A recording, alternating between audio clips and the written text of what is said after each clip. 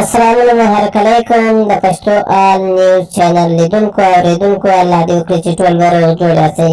که چیرې مو زموږ چینل نه وي سبسکرایب کړی نو مهرباني وکړئ د زنګ تڼۍ کېکاږئ او زموږ چینل تعقیب کړئ. د بهرنیو چارو سرپرست وزیر صلاح الدین رباني د خپلې دندې استعفا ورکړې.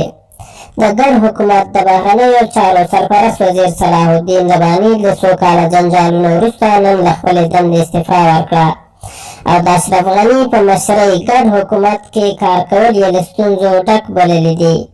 نوموړي د حکومت په پیل کې د بهرنیو چارو وزیر ټاکل شوی و.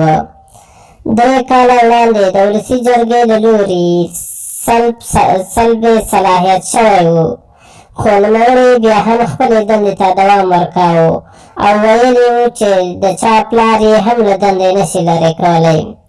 نوموړي نن رسنیو ته په خپل لیږل شوي استعفا لیک کې د ګډ حکومت پر مشر نیوکې کړي چې له دې سره یې له کرکې او تعصب ډک چلند کړی او په حکومت کې یې موازي بنسټونه جوړ کړي دي. ښاغلی رباني وایي 5 کاله یې د ملي وحدت د ساتلو په ګډ حکومت کې ګزاره وکړه، خو زیاتوي چې نور نشي کولی خپلې دندې ته دوام ورکړي او تر دې وروسته غواړي د خپلو خلکو سره وخت تیر کړي او خدمت یې وکړي. د ګډ حکومت مشر اشرف غني جاپان کې دی. تر اوسه د صلاح الدین رباني د استعفا په اړه څه نه دي ویلي. د ارګ سرچینې وایي ولسمشر غني چې له جاپان راستون شي د صلاح الدین رباني د استعفا په اړه به خپله پریکړه اعلان کړي. صلاح الدین رباني د پخواني جهادي رهبر او ولسمشر برهان الدین رباني زوی دی.